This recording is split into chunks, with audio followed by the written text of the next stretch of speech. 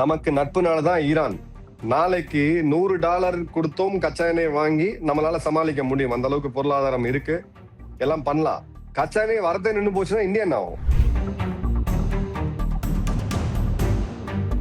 அது பேனிக் வந்துச்சுன்னா, petrol diesel இல்லாம தட்டுப்பாடு வந்துச்சுன்னா இந்தியாவே முடங்கி போயிடும். சோ அப்போ நம்மளுடைய எனர்ஜி செக்யூரிட்டியை பூர்த்தி செய்யறதுக்கு இந்திய கடற்படை உள்ள இறங்கிதான் ஆகும்.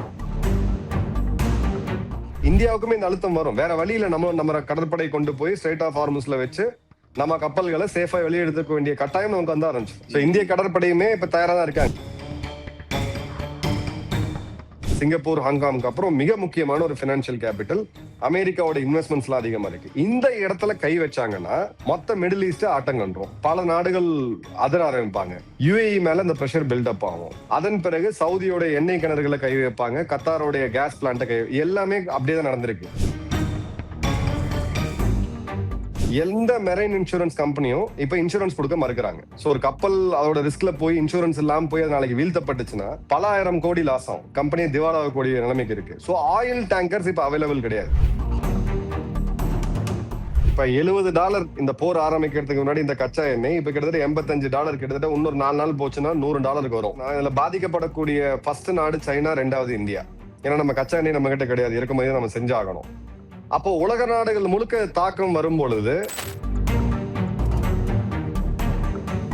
இதோடைய லிமிட்டை ஈரான் தெரிஞ்சிருக்கணும். இது அளவுக்கு மீறி போனதுனால இன்னைக்கு ஜிசிசி அமைப்பு, கல்ஃப் கோஆபரேஷன் கவுன்சில், அரபு நாடுகள்லாம் ஒண்ணு சேர்ந்து ஈரானை தாக்குறதுக்கு ஒரு முடிவு எடுக்கிறாங்க. எல்லா நாடுகளுடைய பகைமையும் பெற்றுச்சுன்னா அதுவும் பிரச்சனை தான் ஈரானுக்கு. இது ஈரானுக்கு இருக்கக்கூடிய கடைசி துருப்புச்சீட்டு. அவங்க ராணுவ ரீதியா இஸ்ரேலியோ அமெரிக்காவையோ வெற்றி கொள்ள முடியுமா? கண்டிப்பா முடியாது. சோ மிச்சம் எல்லா நாடுகளும் என் கூட சேர்ந்து கீழே போகும், நான் மட்டும் தனியா அழிய மாட்டேன், எல்லாரையும் சேர்ந்து அழிப்பேன், அந்த ஸ்ட்ராட்டஜி எடுக்கும் பொழுது மிச்ச நாடுகள்லாம் ஒரு பிரஷருக்குள்ள வந்து இந்த போரை நிறுத்தத்துக்கு ஏதாவது வாய்ப்பு இருக்கா அப்படின்ற அந்த கடைசி கார்டை அவங்க பிளே பண்ணிட்டு இருக்காங்க. நேயர்களுக்கு வணக்கம். அமெரிக்கா மற்றும் இஸ்ரேல் இணைந்து ஈரான் மீது தொடுத்திருக்கக்கூடிய இந்த போர் என்பது உலக அளவில் மிகப்பெரிய ஒரு பதற்றத்தை ஏற்படுத்தியிருக்கு. இது குறித்து நம்முடன் விரிவாக பேசுவதற்காக geo political analyst, retired military officer திரு மேஜர் மதன்குமார் அவர்கள் நம்முடன் இணைந்திருக்கார். வணக்கம் சார். வணக்கம், ஜெயஹிந்த் சார். இப்போ ஈரான் மீது அமெரிக்காவும் இஸ்ரேலும் இந்த தொடுத்திருக்கக்கூடிய போர் என்பதற்கான தேவை எங்கிருந்து சார் ஆரம்பிக்குது? இதுக்கான தேவை இருக்கா? ஆக்சுவலா இல்ல, தேவை இருக்கான்றது நம்ம எந்த பெர்ஸ்பெக்டிவ்ல பாக்குறோன்றது. அமெரிக்கா பொறுத்த வரைக்கும் ஈரான் ஒரு ராடிக்கல் அரசாங்கம் இருக்கக்கூடிய நாடு. அதே மாதிரி ஹமாஸ், ஹெஸ்புல்லா, ஹவுதி, பாலஸ்தீன் ஜிஹாத் போன்ற அமைப்புகள், அவங்க பயங்கரவாத அமைப்புகள்னு கிளாசிஃபை பண்ணிருக்காங்க. அவங்களுக்கு பின்னாடி இருந்து ஆதரவு கொடுக்கக்கூடிய ஒரு நாடு. 3வது, அணு ஆயுதத்தை மிக வேகமா நெருங்கிட்டு இருக்கக்கூடிய நாடு. இது என்னைக்கா இருந்தாலும் அமெரிக்காவுக்கு ஒரு ஆபத்தா போய் முடியும். பிளஸ் அமெரிக்காவுடைய நட்பு நாடுகள்னு சொல்லக்கூடிய அரபு நாடுகளுக்கு இது ஒரு பெரிய ஆபத்து. இது அமெரிக்காவுடைய பார்வை. இஸ்ரேலை பொறுத்த வரைக்கும் ஒண்ணு, நீங்க நட்பு நாடுகள், அண்டை நாடுகள், இப்ப கம்போடியா, தாய்லாந்து பிரச்சனை வர்றது ஓகே. இது வந்து மத ரீதியா இன்னைக்கு நேத்து கிடையாது, 3000 வருடங்களா அவங்களுடைய யுத்தங்கள் தொடர்ந்துகிட்டு தான் இருக்கு. சோ ஐடியாலஜிக்கலாவும் சரி, பொலிட்டிக்கலாவும் சரி, இஸ்ரேல் இருக்கவே கூடாது அப்படின்றதுதான் ஈரானுடைய கொள்கை. அப்போ இஸ்ரேலும் அதே தான் நினைக்கிறாங்க. ஈரானுடைய இந்த ஆட்சி இருக்கிற வரைக்கும் தங்களுடைய நாடு நிம்மதியா இருக்க முடியாது. சிறு நாடு, அவங்க இன அழிப்பெல்லாம் ஏற்கனவே பார்த்திருக்கிறாங்க ஹிட்லரோட டைம்ல. சோ அந்த வகையில 2 நாடுகளுமே ஒண்ணுக்கு ஒண்ணு கூட்டாளி நாடுகள், ஒண்ணுக்கு ஒண்ணு டிபெண்டா இருக்கக்கூடிய நாடுகள். சோ இந்த போர் இப்போ தேவை. ஈரான் ரொம்ப வீக்கா இருக்காங்க. இந்த சமயத்துல இந்த போரை வைத்து அவங்களை வீழ்த்திடலாம், இப்ப இருக்கக்கூடிய ஆட்சியை வீழ்த்திடலாம் அப்படின்றதான் இதோட அப்ஜெக்டிவ். சோ இப்போ இது இன்னொரு பக்கம் இருந்தாலும் இஸ்ரேலினுடைய அதிகார வெறிதான் இதற்கு காரணம் அப்படின்ற ஒரு பார்வை முன்வைக்கப்படுது.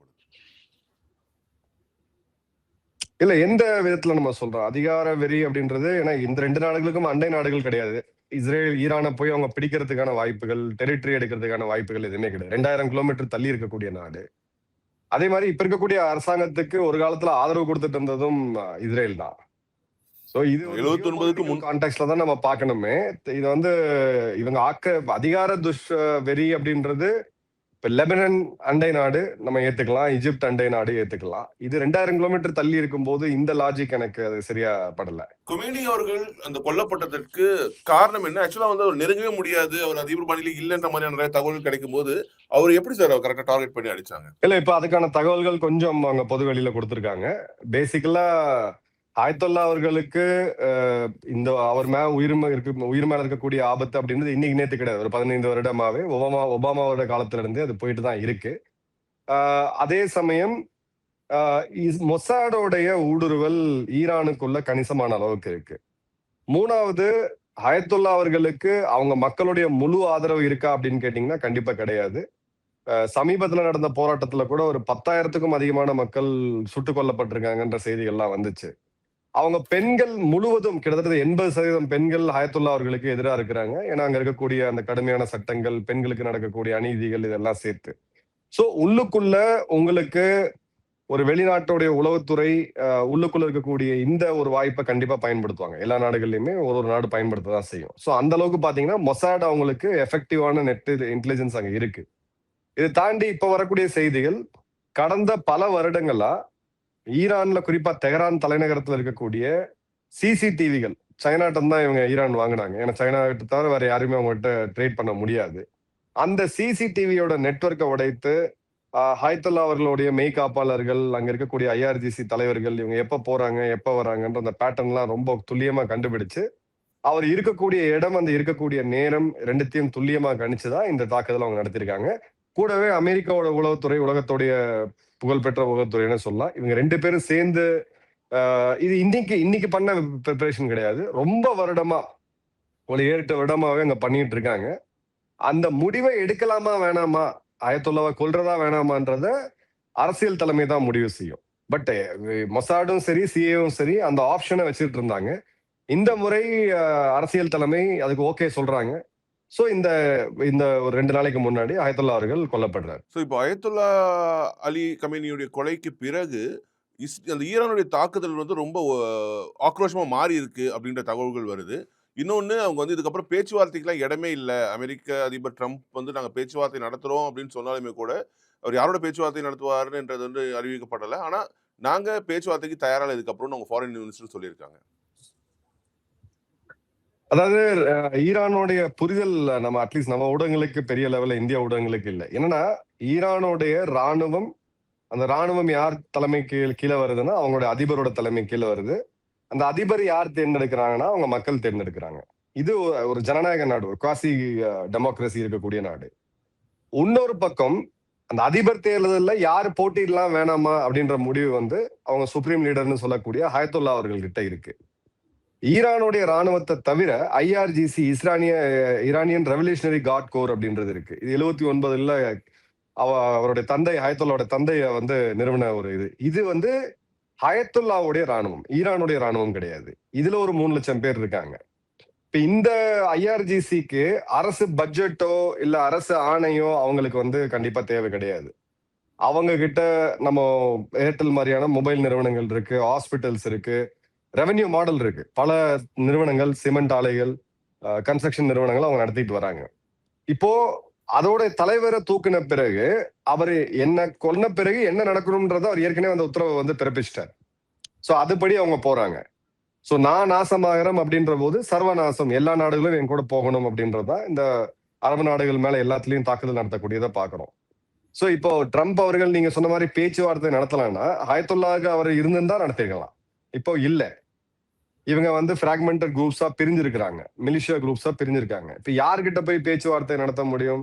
அவங்களோட அதிபர் பெஷ்கியான் மற்றும் வெளியுறவுத்துறை அமைச்சர் அப்பாஸ் அவர்கள்ட்ட நடத்த முடியும். பட் அவங்க கண்ட்ரோல்ல ஐஆர்ஜிசி அப்படின்றது கிடையாது. இது ரொம்ப ஒரு காம்ப்ளெக்ஸான சிச்சுவேஷன். இது இந்த நாட்டுக்குன்னே உண்டான ஒரு தனித்துவம் வாய்ந்த ஒரு விஷயம் இது. சோ இது பேச்சுவார்த்தை நடத்தணும்னு சொன்னா கூட ஒரு அடுத்த ஒரு 5-10 நாட்கள் அட்லீஸ்ட் அடுத்த 72 மணி நேரத்துக்கு இந்த தாக்குதல் அப்படின்றது உக்கிரமா தான் இருக்கும். இது எதை நோக்கி போகும் அப்படின்றத ஒரு 72 மணி நேரம் பார்த்த பிறகுதான் நம்மளால சொல்ல முடியும். ஆனா கடந்த ஜூன் மாதம், அதாவது கடந்த வருஷம் ஜூன் மாதம் நடந்துச்சு இல்லையா, ஒரு 12 நாட்கள் போர் இஸ்ரேலுக்கும் ஈரானுக்கும் இடையே. அந்த போர்ல அவங்க கத்துக்கிட்ட பாடத்தை வச்சு இதை வந்து ஒரு ஒரு இடத்துல அந்த ராணுவத்தை வந்து குவிக்காம நாட்டினுடைய பல இடங்களுக்கும் அது வந்து பிரிச்சு வச்சிருக்காங்க. ஸோ கமாண்ட்ஸ் வந்து எப்படி இருந்தாலும் அவங்க போய் ரீச் ஆயிடும். அங்கங்கேருந்து தாக்குதல் நடத்துவாங்க. அதனால இஸ்ரேலுக்கும், அமெரிக்காவுக்கும் அவங்களுடைய தாக்குதலை நடத்துவது என்பது அவ்வளோ கடினமான விஷயமா இருக்கு அப்படின்ற ஒரு தகவலும் வருது. இல்ல கண்டிப்பா. இது வெனிசுலாவோ இல்ல ஈராக்கோ கிடையாது. இப்ப ஈராக் போர் எடுத்தீங்கன்னா 1,50,000 அமெரிக்க துருப்புகள் அன்னைக்கு ஈராக்குள்ள இறங்குனாங்க. இப்ப இதுவரைக்கும் அமெரிக்கா அந்த மாதிரி முடிவு எடுக்கல. அவங்க எடுக்கவும் மாட்டாங்க. சோ இது நீங்க வெறும் ஏர் ஸ்ட்ரைக்ஸ் மட்டும் பண்றீங்க அப்படின்னா, ஒரு யுத்தம்னு எடுத்தீங்கன்னா உங்களுடைய ராணுவம் உள்ள இல்லாம அது ஒரு யுத்தம் கிடையாது. ஏர் ஸ்ட்ரைக்ஸ் வந்து உங்களுக்கு ஒரு ஒரு சப்போர்ட்டிங் இதுதானே தவிர ஏர் ஸ்ட்ரைக்ஸை மட்டும் வச்சு நீங்க பெருசா பண்ண முடியாது. இஸ்ரேல் மற்றும் அமெரிக்காவுடைய ஸ்ட்ராட்டஜி, அவங்க யுக்தி என்னவா இருந்துச்சுன்னா, ஹயத்துல்லா அவர்களை வீழ்த்திட்டு அவங்க ஐஆர்ஜிசியோடைய தலைமை டீகேபிடேஷன் சொல்லுவாங்க, அவங்கள மொத்தமும் தூக்கிட்டா உள்ள இருக்கக்கூடிய மக்கள் புரட்சி சேர்ந்து ஆட்சி மாற்றத்தை கொண்டு வருவாங்க அப்படின்னு எதிர்பார்த்தாங்க. இப்ப அது நடக்கல. அதே மாதிரி நீங்க சொன்ன மாதிரி ஐஆர்ஜிசி பிரிஞ்சு இருக்கிறதுனால, ஒரு சிங்கிள் கமாண்டா இல்லாம பல இடங்கள்ல பிரிஞ்சு இருக்கிறதுனால, ஈரான் ஒரு பெரிய நாடு, அது நிறைய பாலைவனங்கள் மலைப்பகுதிகளை கொண்ட நாடு. சோ ஆப்கானிஸ்தான்ல இவங்க என்ன பிரச்சனைகளை சந்திச்சாங்களோ இப்ப அதே பிரச்சனை தான் அவங்க ஈரான்லயுமே, இந்து குஷ் மவுண்டன் அதே மலைப்பகுதிகள் தானே. சோ இதையுமே இங்கேயுமே அதை தான் வந்து அவங்க சந்திக்கிறாங்க. அவங்க எதிர்பார்த்தது ஹயத்துல்லா மற்றும் ஐஆர்ஜிசியோட தளபதிகள், பாதுகாப்புத்துறை, இவங்க எல்லாரையும் தூக்கிட்டா மக்கள் வந்து ஒரு போராட்டம் பண்ணி ஆட்சி மாற்றத்தை கொண்டு வந்துருவாங்க அப்படின்ட்டு. அந்த 2 நாட்கள்ல அவங்க நினைச்ச அவுட்புட் வந்து கிடைக்கல. அதே சமயம் ஐஆர்ஜிசி இப்போ இழக்கிறதுக்கு எதுவுமே இல்லை, சர்வைவல் மோட்ல அவங்க போயிட்டு இருக்காங்க. ஸோ ஐஆர்ஜிசி அவங்கள ஈரானை பொறுத்த வரைக்கும் நேத்து கூட அவங்க வெளியுறவுத்துறை அமைச்சர்கிட்ட கேட்டிருந்தாங்க, அல் ஜசீரால கேட்டிருந்தாங்க, ஒமான் எதுக்கு தாக்குனீங்க, ஒமான் உங்களுடைய நட்பு நாடு தானே அப்படின்ட்டு. அதுக்கு அவர் சொன்னாரு, இல்ல நாங்க தாக்கலைங்க, நாங்க வந்து ஜெனரல் கைட்லைன் தான் கொடுக்குறோம். ஐஆர்ஜிசி அவங்க எல்லாம் பிரிஞ்சு ஆப்ரேட் பண்ணிட்டு இருக்காங்க, லோக்கல் லெவல் ஏதாவது கமாண்டர் தவறான முடிவு எடுக்கிறதுக்கான வாய்ப்பு இருந்திருக்கு அப்படின்ட்டு. சோ இது வந்து ஒரு பொலிட்டிக்கல் லீவரேஜ். நான் எங்கிட்ட கேட்காதீங்க, நீங்க தலைமையே தூக்கிட்டீங்க, இப்ப பேச்சு அவங்கள கட்டுப்படுத்துறதுக்கு யாரும் இல்லை அப்படின்ற மாதிரி. பட் கட்டுப்பாட்டுக்குள்ளதான் இருக்கிறாங்க அவங்க எல்லாருமே. இது ஈரானுக்கு இருக்கக்கூடிய கடைசி துருப்புச்சீட்டு. அவங்களால ராணுவ ரீதியா இஸ்ரேலியோ அமெரிக்காவையோ வெற்றி கொள்ள முடியுமா? கண்டிப்பா முடியாது. சோ மிச்ச எல்லா நாடுகளும் என் கூட சேர்ந்து கீழே போகும், நான் மட்டும் தனியா அழிய மாட்டேன், எல்லாரையும் சேர்ந்து அழிப்பேன் அந்த ஸ்ட்ராட்டஜி எடுக்கும் பொழுது மிச்ச நாடுகள்லாம் ஒரு ப்ரெஷருக்குள்ள வந்து இந்த போரை நிறுத்தத்துக்கு ஏதாவது வாய்ப்பு இருக்கா அப்படின்ற அந்த கடைசி கார்டை அவங்க பிளே பண்ணிட்டு இருக்காங்க. ஆனா இதுல குறிப்பா நம்ம பார்க்க வேண்டிய ஒரு விஷயம், ஈரானுடைய அந்த மிசைல் அட்டாக்ஸ். என்னதான் அவங்க வந்து இன்டர்செப்டர்ஸ் நிறைய பேர் இஸ்ரேல் வச்சிருந்தாலுமே கூட அந்த இன்டர்செப்டர்ஸ் எல்லாம் தாண்டி இவங்க அனுப்புற அந்த மிசைல்ஸை வந்து கண்ட்ரோல் பண்ண முடியல, அந்த ஏர் ஃபைட் அவங்க வின் பண்ண முடியல அப்படின்ற விஷயத்த வந்து பார்க்க முடியாது. இல்ல, அதாவது நீங்க ஏர் டிஃபென்ஸ் சிஸ்டம், அது பேர் வந்து ஏர் டிஃபென்ஸ் சிஸ்டம், அது வந்து 100% அக்யூரசில உலகத்துல இது மாதிரியான இது கண்டுபிடிப்பு வரைக்கும் வரல. இப்போ அமெரிக்கா எடுத்தீங்கன்னா terminal high altitude air defence system தாடுன்னு சொல்லுவாங்க. அதே மாதிரி நம்மளோட ஆகாஷ் சிஸ்டம்க்கு ஈக்குவலானது ஒன்று தாடு, ஒரு 30-50 கிலோமீட்டருக்கு கடைசியா உள்ள வரக்கூடிய ஏவுகணைய ட்ரோனை தடுக்கிறதுக்கு. 2வது அவங்க பேட்ரியாட் மிசைல் சிஸ்டம், வான்வெளி பகுதி, ஜஸ்ட் வான்வெளிக்குள்ள என்ட்ரு ஆகும்போது தடுக்கக்கூடியது. 3வது இஸ்ரேல் இருக்கக்கூடிய ஏரோ, வான்வெளி வளிமண்டலத்துல போய் தடுக்கக்கூடியது. இந்த 3மே எக்ஸ்பென்சிவான ஒரு விஷயம். ஒரு ஷைடு ட்ரோன் இவங்க அனுப்புறாங்க அப்படின்னா ஒரு $15,000 இருந்து அதிகபட்சமா ஒரு $50,000 தான் மதிப்பு.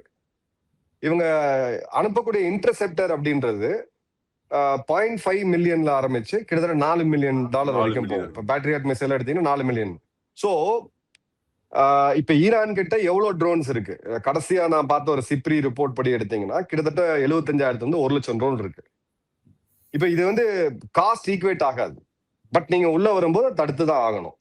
2வது இன்னைக்குதான் உலகம் முதல் முறையா ஒரு பேலஸ்டிக் ரக ஏவுகணைகள்ல, இப்ப நம்ம அக்னியை வந்து சோதிச்சோம், MIRV அப்படின்னு சொல்லுவாங்க, மல்டிபிள் இண்டிபெண்டன்ட் ரீஎன்ட்ரி வெஹிக்கிள்னு சொல்லுவாங்க. ஒரு ஏவுகணையில இருந்து சின்ன ஏவுகணைகள், சின்ன நூற்றுக்கணக்கான ஏவுகணைகள் வந்து வருது. அதுவும் இப்ப முதல் முறையா நம்ம பாக்குறோம். இது எல்லாமே ஒரு சோதனைகள்ல ஒரு நாடு வச்சிருக்கோம், நம்ம அக்னி வச்சிருக்கோம், சோதனை செய்யறோம். பட் யுத்த காலத்துல அது உள்ள வரும்போது அதோட உண்மையான வீரியம் என்ன அப்படின்றது தெரியும். சோ அந்த இடத்துல இந்த நாடுகளுடைய ஏர் டிஃபென்ஸ் அப்படின்றது 90-95% வரைக்கும் அது வேலை செஞ்சுக்கிட்டு இருக்கு. 1000 இன்னி வரைக்கும் எடுத்தீங்கன்னா 2000 ப்ரொஜெக்டைல்ஸ் கிட்டத்தட்ட ஈரான் அனுப்பிச்சிருக்காங்க. அதுல ஒரு 100 வந்து தாக்கி இருக்குது. அதுல சிலது பாத்தீங்கன்னா வானத்திலே வெடிச்சு அந்த டெப்ரிஸ் கீழே விழும், அதுல தீப்பத்தி சில எரியறதெல்லாம் இருக்கு. சோ அந்த வகையில ஏர் டிஃபென்ஸ் அப்படின்றது ஸ்ட்ராங்கா இருக்கு. பட் ஈரான் போன முறைக்கு இந்த முறை இன்னும் அதிக தொழில்நுட்பம் வாய்ந்த ஏவுகணைகளை பயன்படுத்துறாங்க. சோ 2 சைடுமே இந்த இடத்துல முன்னேறி தான் இருக்காங்க. இல்ல முக்கியமா வந்து இந்த பாலிஸ்டிக் மிசைல்ஸ் மற்றும் ஹைப்பர்சோனிக் மிசைல்ஸ் அவங்க சைமல்டேனியஸா யூஸ் பண்றாங்க. அதனால தான் வந்து இந்த வான்வழி தாக்குதல் அவங்களால துல்லியமா இருக்க முடியுது அப்படின்றாங்க. இல்ல. அதுதான். நீங்க வந்து எவ்ளோ இப்ப ஈரானாலயும் தொடர்ந்து இத ஏவ முடியாது இல்லைங்களா? அவங்ககிட்டயே ஒரு பாலிஸ்டிக் ரக ஏவுகணைகள் காஸ்ட்லியானது. சோ அவங்ககிட்டயே வந்து பாத்தீங்க அப்படின்னா, ஒரு ரஃபா ஒரு 700ல இருந்து 1000 மிசைல்ஸ் இருக்கிறது. ஃபட்டே 2 ரக மிசைல்ஸ் இருக்கிறதுக்கான ஒரு எஸ்டிமேட் இருக்கு. ஒரு நாளைக்கு அவங்க 100ன்னு யூஸ் பண்ண ஆரம்பிச்சாங்கன்னா, இப்ப வரைக்கும் ஒரு 50 யூஸ் பண்றாங்க ஒரு நாளைக்கு. சோ அப்ப அடுத்த 20 நாள் தான் அது வரும். அவங்களுடைய புரொடக்ஷன் எடுத்தீங்கன்னா, அதுவே ஒரு 100ல இருந்து 150 பாலிஸ்டிக் ரக ஏவுகணைகள் தான் இருக்கு. சோ பாலிஸ்டிக் ரக ஏவுகணைகளை மட்டுமே வைத்து நீங்க எதிரியை வீழ்த்திட முடியுமானா கண்டிப்பா முடியாது. அதுக்கு ஒரு விமானப்படை வேணும், ஒரு வலிமையான கடற்படை வேணும். பாலிஸ்டிக் உங்களோட 100 ஆயுதங்கள்ல அது ஒரு ஆயுதம். பட் அந்த ஒரு ஆயுதத்துல அவங்க வல்லமை பெற்றிருக்காங்க. அதை வந்து அதிகமா பயன்படுத்துறாங்க. சோ அமெரிக்கா மற்றும் இஸ்ரேலால உள்ள வரக்கூடிய இந்த தாக்குதலோட வீரியத்தை கம்மி பண்ண முடியல. அது எப்ப கம்மி பண்ண முடியும்னா, அந்த மிசைல் லான்ச் பண்ணக்கூடிய லான்ச்சர்ஸை இவங்க தேடி அழிச்சிட்டு இருக்காங்க. இது ரேஸ் அகைன்ஸ்ட் டைம். இந்த அடுத்த வர 3 நாள் ஒண்ணுக்கு ஒண்ணு பயங்கர வேகத்தோட இன்னும் உக்கிரத்தோட அந்த யுத்தம் நடக்கும். ஒருவேளை அந்த லான்ச்சர்ஸ் வீழ்த்தப்பட்டால் ஈரான் வெகு விரைவில் வீழ்த்தப்படும். ஆனா இல்ல அவங்களோட கோர் ஒருவேளை இவங்க ஸ்ட்ரென்த்தே அந்த மிசைல்ஸ் தான் இல்லையா? மிசைல்ஸ் அண்ட் ட்ரோன்ஸ் அது மட்டும் தான் அவங்களோட ஸ்ட்ரென்த். அவங்ககிட்ட விமானப்படை கிடையாது, அவங்ககிட்ட கடற்படை பெரிய அளவு கிடையாது. இருக்கக்கூடிய ஒரு 30 கப்பல்ல 15 கப்பல், கிட்டத்தட்ட 12 கப்பல் ஏற்கனவே மூழ்கி அடிச்சிட்டாங்க. சோ அவங்களுக்கு அந்த அசிமெட்ரின்றது ட்ரோன் மற்றும் ஏவுகணை. கரெக்ட்டா வந்து இந்த போர் வந்து எந்த இடத்துல இருந்து சார் ஆரம்பிச்சது? அது ரொம்ப முக்கியமான ஒரு விஷயமா பார்க்கப்படுது. பிளஸ் இவங்க ஏன் துபாய் அட்டாக் பண்ணணும் அப்படின்னு 2 கேள்வி இருக்கு. அதாவது நீங்க இந்த உலக அதாவது வளைகுடான்னு சொல்லக்கூடிய மேற்கு ஆசிய உலகத்தை 2ஆ பிரிச்சுக்கலாம். அக்டோபர் 7 அந்த ஹமாஸ் நடத்திய பயங்கரவாத தாக்குதலுக்கு முன்பு, பின்பு. அதுக்கு முன்பு எடுத்தீங்க அப்படின்னா ஈரானுக்கு நல்ல ஒரு வலிமை இருந்துச்சு. ஏன்னா ஈரானை சுத்தி எந்த விதமான யுத்தமும் நடக்கல. ஈரானுடைய ப்ராக்சிக்கலா இருந்த ஹமாஸ், ஹவுத்தி, ஹிஸ்புல்லா மற்றும் பாலஸ்தீன் ஜிகாத். இதுல ஹமாஸ், ஹிஸ்புல்லா மற்றும் பாலஸ்தீன் ஜிகாத் இஸ்ரேல சுத்தி இருந்தாங்க. சோ பிரஷர் வந்து இஸ்ரேல்கிட்ட உங்களுக்கு எனக்கு சண்டை, அப்ப உங்க வீட்டு வாசல் நடக்குதா, என் வீட்டு வாசல் நடக்குதா? உங்க வீட்டு வாசல்ல தான் நடந்துச்சு. நான் பவர்ஃபுல்லா இருக்கிறேன், நான் ரொம்ப தள்ளி இருக்கேன், நான் சேஃபா இருக்கிறேன். அக்டோபர் 7க்கு பிறகு இது உலகத்தை உலுக்கி போட்டுச்சு. அப்போ இந்த ஈரான் வந்து இன்னும் தனிமைப்படுத்தப்படுது. அது ஒரு மிகவும் தவறான ஒரு முடிவு. அவங்க பண்ணது இன்னைக்கு இந்த நிலைமைக்கு அவங்க இருக்க காரணமே, இன்னைக்கு இந்த மேற்குலகம், இந்த மேற்கு ஆசியான்னு சொல்லக்கூடிய இந்த பகுதி இருக்கிறதுக்கு காரணமே அந்த ஒரு நிகழ்வு தான். இப்போ இஸ்ரேல் ஆல் அவுட்டா போறாங்க. ஒரு 2.5 வருடம் to 3 வருடம் இல்ல. இன்னைக்கு ஹமாஸ் தாக்குதல் நடந்துச்சு நீங்க கேள்விப்பட்டீங்களா? இல்ல. போன முறை ஹமாஸ் ராக்கெட் விட்டாங்க, ஹிஸ்புல்லாக்கள் ராக்கெட் விட்டாங்க. இப்ப ஹிஸ்புல்லாக்களோட வீரியம்ன்றது ஒரு 110% தான் இருக்கு. சோ இவங்களோட 2 ப்ராக்சிகள் கொலாப்ஸ் ஆகுறாங்க. ஹவுத்திகள் ஒரு வகையா அவங்க அமெரிக்கா கிட்ட சில பேச்சுவார்த்தைக்கு உட்பட்டு ஹவுத்திகளை கொஞ்சம் அடக்கிதான் வாசிக்கிறாங்க. இப்ப ப்ராக்சிகள் நேரடியா களத்துல இறங்கல. ஹிஸ்புல்லா இறங்கி இல்ல, இறங்கல. ஹிஸ்புல்லா இறங்கல. சிம்பாலிக்கா ஒரு 2 மிசைல் ஃபர்ஸ்ட் நாள் பறக்க விட்டாங்களே தவிர அதை தாண்டி அவங்க பெரிய லெவல்ல எதுவுமே பண்ணல. இப்போ இந்த 2த்துக்கும் இடைப்பட்ட ஒரு நாடு இருக்கு. அது வந்து சிரியா. ஏன்னா ஹவுத்திகளுக்கும் சரி, ஹமாஸுக்கும் சரி, ஹிஸ்புல்லாக்களுக்கும் சரி, இந்த ராக்கெட் ஏவுகணைகளை உற்பத்தி செய்து கொடுத்த தொழிற்சாலை வந்து சிரியா. அந்த சிரிய அரசாங்கம் ரஷ்யா மற்றும் ஈரானுடைய ப்ராக்சியா அசாத் அவர்கள் இருந்தார். போன வருடம் அந்த அரசாங்கம் வீழ்த்தப்படுது. இப்ப வீழ்த்தப்படும் பொழுது அக்டோபர் 7க்கு முன்னாடி இஸ்ரேலோட வாசல்ல இருந்த அந்த எதிரிகள் இப்ப ஈரான் வாசலுக்கு வந்துட்டாங்க. இப்போ சிரியால ஒரு மிக முக்கியமான ஒரு ஏர்பேஸ் இஸ்ரேலோட கையில இருக்குது. சிரியால இன்னொரு சில முக்கியமான ஏர்பேசஸ் அமெரிக்கா கையில இருக்குது. சோ இந்த அப்படியே தலைகளா மாறிடுச்சு. இவங்க எடுத்த அந்த தவறான முடிவுனால எதிரிகள் இவங்களை நோக்கி கிட்ட வந்துட்டாங்க. இப்போ அரசாங்கம் வீக்கா இருக்கு, பணவீக்கம் மிக மிக அதிகமா இருக்கு. சமீபத்துல 2 பேக் டு பேக் ப்ரொட்டஸ்ட் நம்ம பார்த்தோம். ஆல்மோஸ்ட் ஆட்சி மாற்றம் நிகழ்ந்துரும் அப்படின்ற அளவுக்கு உள்ளுக்குள்ள நாட்டுக்குள்ள நிறைய பிரச்சனைகள் இருக்கு. இன்னும் கடுமையான பொருளாதார தடைகள். இவங்களுக்கு 2 உற்ற நண்பர்கள். ரஷ்யா இன்னைக்கு அவங்க போர்ல பிஸியா இருக்காங்க. ரஷ்யாவால எதுவும் பெரிய லெவல்ல பண்ண முடியல. சீனா ஆயுதங்கள் கம்ப்ளீட்டா கொலாப்ஸ் ஆகுது. இந்தியா பாகிஸ்தான் போர்ல ஆபரேஷன் சிந்தூர்ல சீனாவோட ஆயுதங்கள் என்ன ஆச்சுன்றதை பார்த்தோம். இப்ப இதே தான் அங்க வச்சிருக்காங்க. இந்த 5 ஃபேக்டரி நீங்க சேர்த்து வச்சு பாத்தீங்கன்னா ஈரானை தூக்குறதுக்கு எனக்கு இதுதான் சரியான டைம். குறிப்பா ஈரானோட அந்த ஆட்சியை தூக்குறதுக்கு காலம் கடிஞ்சு வருது. உள்ளுக்குள்ள பிரச்சனை, ஆயுதங்கள் பெரிய லெவல்ல இல்ல, அலைஸ்ன்னு சொல்லக்கூடிய கூட்டாளிகள் பெரிய லெவல்ல இல்ல. எனக்கு இங்க பிரச்சனை கிடையாது. ஹமாஸ், ஹிஸ்புல்லாக்களுடைய பிரச்சனை இப்ப கிடையாது. இப்போ நெருங்கி போகலாம் அப்படின்றதுதான் இந்த ஒரு ஆப்பர்ச்சுனிட்டி. துபாய் ஏன் தாக்கப்பட்டுச்சு? ஒரு நம்ம இன்ட்ரெஸ்டிங்கான கேள்வி. 5 விஷயங்கள் இருக்கு துபாய் ஏன் தாக்கப்பட்டதுன்றதுக்கு. துபாயோடைய அந்த டேக்லைன் எடுத்தீங்கன்னா இன்வின்சிபிள், உலகத்திலேயே ஒரு ட்ரீம் பூமி அப்படின்னு. அமெரிக்கர்களே பல பேர் இங்க செட்டில் ஆகக்கூடிய அளவுக்கு ஒரு கனவு பூமி. சுத்தமான காற்று, சுத்தமான தண்ணீர், சூப்பர் லக்ஸரியா நீங்க வாழலாம். பெண்கள் பாதுகாப்புல இருந்து எல்லாமே அந்த ஊர்ல இல்லாததே கிடையாது. வளைகுடா நாடுகளே பற்றி இருந்தாலும் துபாய் ஒரு சேஃபான நகரம் அப்படின்ற ஒரு ஐடென்டிட்டி இருந்துச்சு. இப்போ அமெரிக்காவுடைய மிக முக்கியமான மிலிட்டரி பேசஸ் இருக்கக்கூடிய இடம் அப்படின்றது யுஏஇ. அதே மாதிரி இஸ்ரேல் கூட ஆபிரகாமிக் அக்கார்டு ஒப்பந்தத்துல முதல்ல கையெழுத்து போட்ட ஃபர்ஸ்ட் இஸ்லாமிய நாடு யுஏஇ. இவங்களுக்கு பழைய பகையும் இருக்கு. யுஏஇ வர்சஸ் ஈரானுக்கு அந்த பழைய பகையும் இருக்கு. இப்போ துபாயோடைய அந்த கேந்திர முக்கியத்துவம் என்ன அப்படின்னா, இது ஒரு ஏவியேஷன் ஹப். மேற்குல இருந்து நம்ம பக்கம் வரக்கூடிய அனைத்து விமானங்களும் அபுதாபி, துபாயில தரையிறங்கி தான் வரும். ரெண்டாவது, இது குளோபல் லாஜிஸ்டிக்ஸ் ஹப். மூணாவது, இது ஒரு ஆசியாவுடைய மிக முக்கியமான பினான்சியல் கேபிட்டல். சிங்கப்பூர், ஹாங்காங்க்கு அப்புறம் மிக முக்கியமான ஒரு பினான்சியல் கேபிட்டல். அமெரிக்காவோட இன்வெஸ்ட்மெண்ட்ஸ்லாம் அதிகமா இருக்கு. இந்த இடத்துல கை வச்சாங்கன்னா மொத்த மிடில் ஈஸ்ட் ஆட்டம் கண்டுரும். பல நாடுகள் அதிர ஆரம்பிப்பாங்க. யுஏஇ மேல இந்த பிரஷர் பில்டப் ஆகும். ரியாத் மேல நான் 3 நாளைக்கு முன்னாடி என் சேனல்லே சொல்லியிருந்தேன். ஃபர்ஸ்ட் துபாய் கை வைப்பாங்க, அபுதாபி கை வைப்பாங்க, ரியாத் இருக்கும். அதன் பிறகு சவுதியோட எண்ணெய் கிணறுகளை கை வைப்பாங்க, கத்தாரோடைய கேஸ் பிளான்ட்டை கை எல்லாமே அப்படியே தான் நடந்திருக்கு. ஏன்னா ஸ்டெப் பை ஸ்டெப்பான அவங்களுக்கு என்ன சொல்றேன்னா, நீங்களா பேசி இந்த யுத்தத்தை முடிவுக்கு கொண்டு வாங்க, இல்லைன்னா என் கூட சேர்ந்து உங்களை எல்லாரையும் கீழே கொண்டு போவாங்க. அதுக்கு துபாய் அப்படின்றது இன்னைக்கு துபாய் நீங்க பல நகரங்கள்ல தாக்குதல் நடத்தப்பட்டிருந்தாலும் நம்ம துபாய் ஏன் ஸ்பெசிபிக்கா நீங்க கேக்குறீங்க அப்படின்னா, துபாய் அவ்வளவு ஒரு முக்கியமான ஒரு சென்டர் அது, குளோபல் சென்டர் அது. சோ அந்த இடத்துல கை வைக்கும் பொழுது அந்த ஷேக், அந்த வைப்ரேஷன், அதோடைய தாக்கம் அப்படின்றது உலகம் முழுக்க இருக்கும். அதுதான் துபாயை ஸ்பெசிபிக்கா அவங்க குறி வச்ச காரணம். சோ இது ஒரு ஃப்ரெண்ட்லி ஃபயர் கூட கிடையாது இல்லையா? நிச்சயமா ஃப்ரெண்ட்லி ஃபயர் கிடையாது.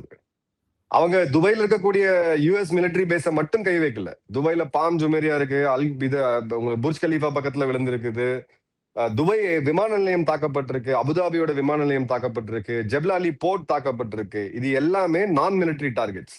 இங்க கை வச்சது காரணம் யுஏஇயோடைய பொருளாதாரத்துக்கு மிக முக்கியமானது எண்ணெய் வளம் கிடையாது, துபாய் தான்.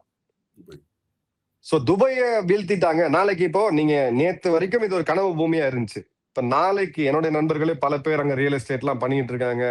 நிறைய பேர் பில்டிங் வாங்குறாங்க. நேத்து கூட எனக்கு ஒருத்தர் மெசேஜ் அனுப்பிச்சிருந்தேன் நண்பர், நான் நல்ல வேலை போய் வாங்கலான்ட்டு இருந்தேன், ஒரு 2 BHK அபார்ட்மெண்ட் வாங்கலான்ட்டு இருந்தேன்ட்டு.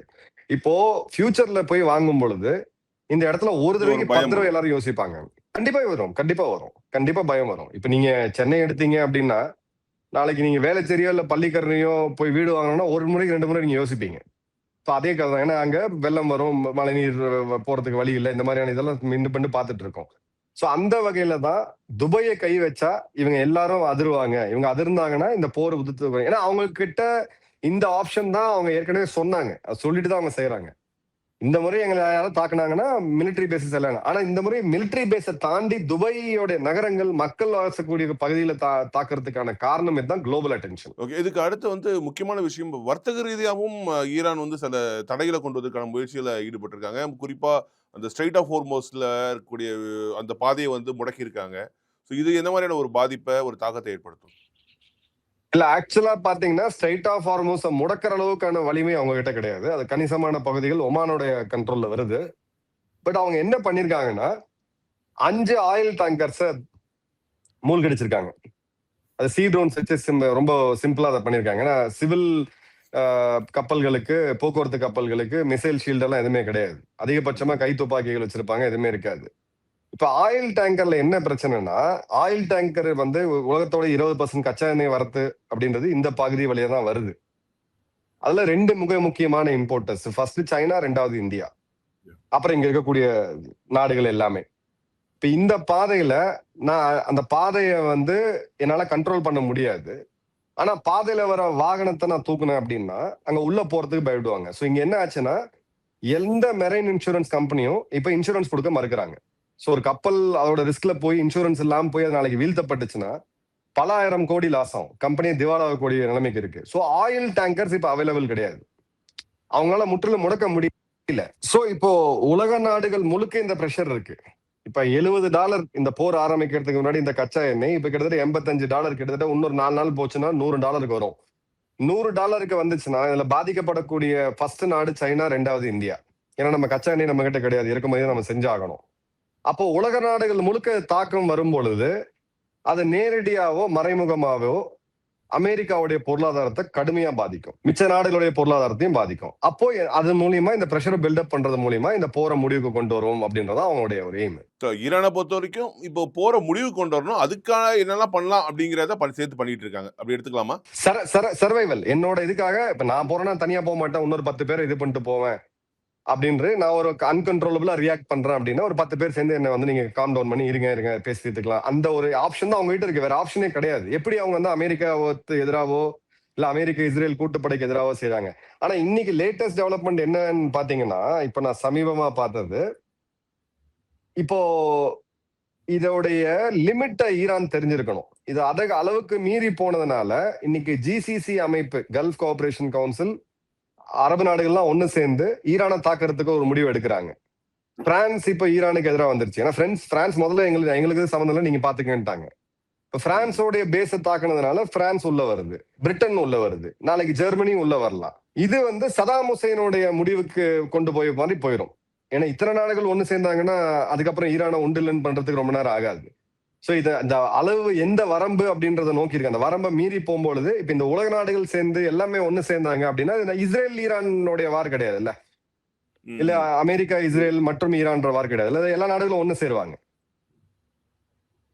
ஏன்னா இப்ப நீங்க எப்படி பாருங்க, நமக்கு நட்பு நாடுதான் ஈரான். நாளைக்கு $100 கொடுத்தும் கச்சா எண்ணெய் வாங்கி நம்மளால சமாளிக்க முடியும், அந்த அளவுக்கு பொருளாதாரம் இருக்கு, எல்லாம் பண்ணலாம். கச்சா எண்ணெய் வரதே நின்று போச்சுன்னா இந்தியா என்ன ஆகும்? ஆமா, இப்ப அவங்க பெட்ரோல் டீசல்ல தட்டுப்பாடு வந்துடும். ஒரு மாசம் வரைக்கும் நம்ம கிட்ட பெட்ரோல் இருக்கு, டீசல் இருக்கு. அது பேனிக் வந்துச்சுன்னா, பெட்ரோல் டீசல் இல்லாம தட்டுப்பாடு வந்துச்சுன்னா இந்தியாவே முடங்கி போயிடும்.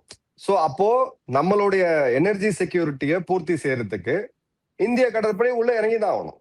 ஈரான் நமக்கு நட்பு நாடுதான், பட் நாட்டை வந்து நிர்கதியாக்க நிக்க முடியாது இல்லைங்களா? சோ இந்திய கடற்படையுமே இப்ப தயாரா தான் இருக்காங்க. ஏன்னா அந்த இடத்த இது வரைக்கும் நடந்த நல்ல கெட்ட பிரச்சனைகள்ல முதல் ஆளா போய் நின்னது இந்திய கடற்படை தான். அது பைரேட்ஸா இருக்கட்டும், இல்ல இயற்கை பேரிடரா இருக்கட்டும், இல்ல ஹவுத்திகளோட தாக்குதலா இருக்கட்டும், எதுவா இருந்தாலும் இந்தியா முதல்ல போய் பிரேவா நின்று இருக்காங்க. சோ இந்தியாவுக்குமே இது ரொம்ப ஒரு மாச காலம் தொடர்ந்துச்சு அப்படின்ற பட்சத்துல இந்தியாவுக்குமே இந்த அழுத்தம் வரும். வேற வழியில நம்ம கடற்படை கொண்டு போய் ஸ்ட்ரெயிட் ஆஃப் ஹார்முஸ்ல வச்சு நம்ம கப்பல்களை சேஃபா வெளியே எடுத்துக்க வேண்டிய கட்டாயம் நமக்கு வந்து ஆரம்பிச்சு. நான் சொல்றது ரொம்ப தூரம், இது வந்து உடனடியாக நடக்க போறது கிடையாது, நடக்க கூடாதுன்னு நினைக்கிறேன். பட் நான் பாசிபிலிட்டி சொல்றேன். எல்லா நாடுகளுடைய பகைமையும் பெற்றுச்சுன்னா அதுவும் பிரச்சனை தான் ஈரானுக்கு. இது எவ்வளவு நாள் நீடிப்பதற்கான வாய்ப்புகள் இருக்கு சார் இப்போதைக்கு? இப்ப இவர் ட்ரம்ப் அவர்கள் சொன்னது 4 to 5 வாரம் அப்படின்றாரு, கிட்டத்தட்ட 1.5 மாசம். நெத்தன்யாஹூ அவர்கள் சொல்லும் போது அவரோட டோன் டிஃபரெண்டா இருக்கு. இல்ல இதை ரொம்ப 2 நாளையே போறோம், நாங்க எடுத்துட்டு போக மாட்டோம், இது ஸ்விஃப்ட் அண்ட் ஸ்வீட்டா முடிக்கிறோம் அப்படின்ட்டு. இப்ப என்னன்னா பிரச்சனைனா, இப்ப போற நிறுத்தினா அமெரிக்காவுடைய எதிர்கட்சிக்காரர்கள் என்ன சொல்லுவாங்கன்னா, ட்ரம்ப் தோத்துட்டாருன்னு சொல்லுவாங்க. அவர் மிட்டர்ம் நோக்கி போயிட்டு இருக்காரு. இன்னொரு 6 மாசத்துல மிட்டர்ம் எலெக்ஷன் வரப்போகுது. அது பொலிட்டிக்கலா பெரிய பின்னடைவு, ட்ரம்ப்புக்கு மட்டும் இல்ல, அவருடைய ரிபப்ளிக் பார்ட்டிக்குமே. இல்ல ஈரான் பின் வாங்குறாங்க அப்படின்னா அந்த சித்தாந்தமே ஆட்டம் கண்டுரும். ஒண்ணு வந்து சித்தாந்தம், இன்னொன்னு வந்து பொலிட்டிக்கல் பவர். இது ரெண்டுமே ஒண்ணுக்கு ஒண்ணு நேரா நிக்குது. அப்ப எக்ஸிட் என்ன? இப்ப இந்தியாவுடைய யுத்தத்துல அந்த மே 10ஆம் தேதி சாயங்காலம் 5 மணிக்கு நம்ம யுத்தத்தை நிறுத்தும் போது எல்லார்கிட்டயுமே கிரிட்டிசேஷன் இருந்துச்சு. ஏன் விட்டோம், நம்ம பாகிஸ்தானுக்கு உள்ள புகுந்திருக்கணும், பிஓகே போய் பிடிச்சிருக்கணும், என்ன வேணா பண்ணலாம். ஆனா உங்களுடைய மிலிட்டரி அப்ஜெக்டிவ் என்ன? போர்ல என்டர் ஆகிறது ஈஸி, எக்ஸிட் என்னன்றது உங்களுக்கு முதலே தெரியணும். சோ நாம என்ன சொன்னோம், பயங்கரவாத தாக்குதல் பஹல்காம்ல நடந்துச்சு, பயங்கரவாதிகளை நாங்க கொன்னோம், பயங்கரவாத முகாம்கள் அழிச்சோம், அதுக்கு எதிராக பாகிஸ்தான் வந்தாங்க, பாகிஸ்தானுக்கான பதிலடியை கொடுத்தோம், முடிஞ்சு போச்சு. இதுக்கு மேல எங்கிட்ட வாலாட்டா ஆபரேஷன் சிந்தூர்ன்றது மீண்டும் தொடரும். இப்போ பிஓகே நம்ம பீட் எடுக்கணும் அப்படின்னா அது வேற. அதுக்கப்புறம் நீங்க ஒரு வருடம் 2 வருட யுத்தத்துக்கு நீங்க ரெடியா இருக்கணும். சோ இந்த இடத்துல எக்ஸிட் கிடைக்கல ஒண்ணு. இப்ப இவங்க வெற்றி தோல்வி, போன முறை பாத்தீங்கன்னா ஒரு மாதிரி ஒரு எக்ஸிட் இருந்துச்சு.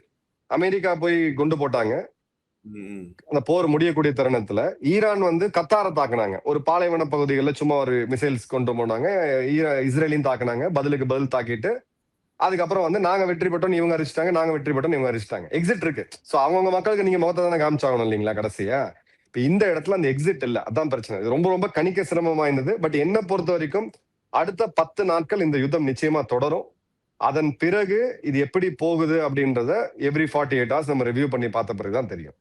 இது இப்போதைக்கு முடிகிற இதுக்கு இடையில கதை இந்த கிடையாது. கத்தார்ல ஒரு யுஎஸ் ஜெட்டை வந்து ஒரு ஃப்ரெண்ட்லி ஃபயர்ல அட்டாக் பண்ணியிருந்தாங்க. அது என்ன சார் ஆக்சுவலா நிகழ்வு? அது குவைத்ல ஒரு 3 விமானங்கள் F-15 ரக விமானங்கள் வீழ்த்தப்பட்டிருக்கு. அது நான் கேள்விப்படுற வரைக்கும் குவைத் கிட்ட ரஷ்யாவோட S-300 பேட்டரிஸுமே இருக்கு. நம்ம S-400 வச்சிருக்கோம். S-300 ஏர் டிஃபென்ஸ் இருக்கு. அது ரேடார்ல மிஸ்டேக் பண்ணி ஃப்ரெண்ட்லி ஃபயரா இருக்கு அப்படின்ற செய்திகள் வந்து வருது.